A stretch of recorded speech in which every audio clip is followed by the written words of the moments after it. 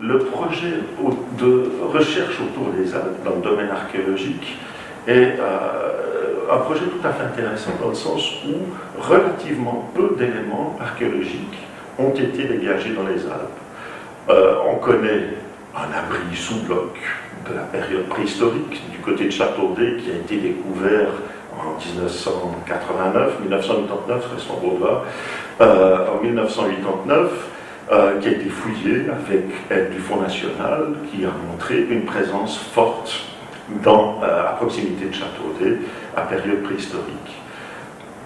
L'autre élément intéressant dans les Alpes, c'est le fait que c'est un passage depuis la plus haute antiquité, un passage qui devient extrêmement fréquenté à l'âge du bronze, autrement dit entre 2200 grosso modo et 800 avant Jésus-Christ, avec trois cols importants, le col du Pillon, le col du Sanetch, le col des Mosses, et sur chacun de ces trois cols, des objets ont été découverts. Des objets comme des haches, comme une faucille qui a été trouvée sur un plateau à l'Aisin, récemment, tout récemment, 2013. Et plus tardivement,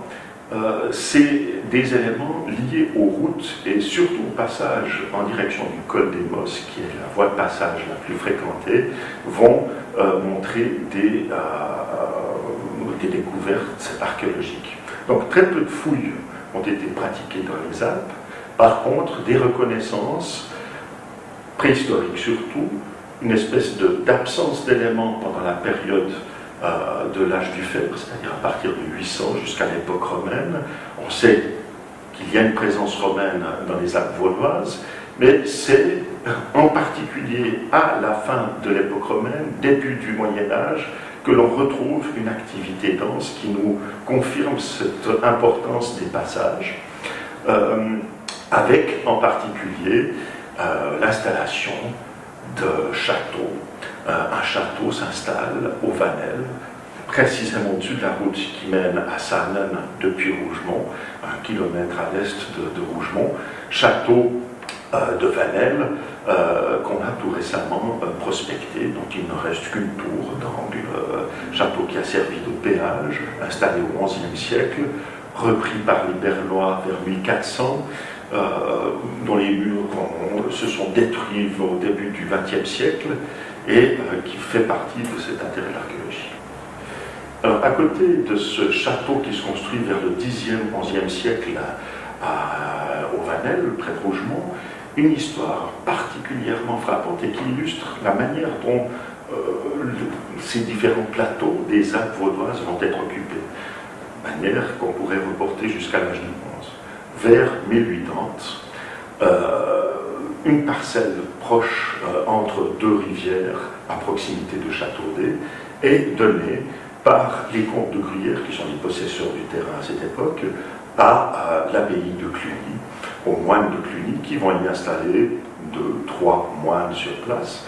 et va se construire à partir de cette date un prieuré avec son église, une église qui va recevoir toute une série de dons, et le prieuré avec, bien entendu, dons de terrains liés à Châteaudet, de terrains liés à toute la région autour de Rougemont, une église qui va être consacrée à Saint Nicolas de Myre,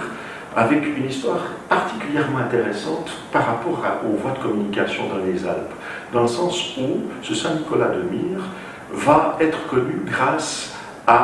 au report de ses reliques par les corsaires qui sont allés les chercher du côté de Myre dans le sud de la Turquie, les rapportent à Bari. À partir de ce report des reliques de Bari,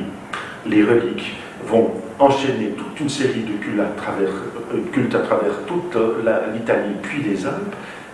et Rougemont est la première église, ou une des premières églises consacrées à Saint-Nicolas, en relation directe avec les croisades qui vont commencer en 1096, déclarées par Urbain II. Et l'on peut se demander, grâce à un pacte, plutôt une pancarte comme on les appelle, c'est-à-dire un acte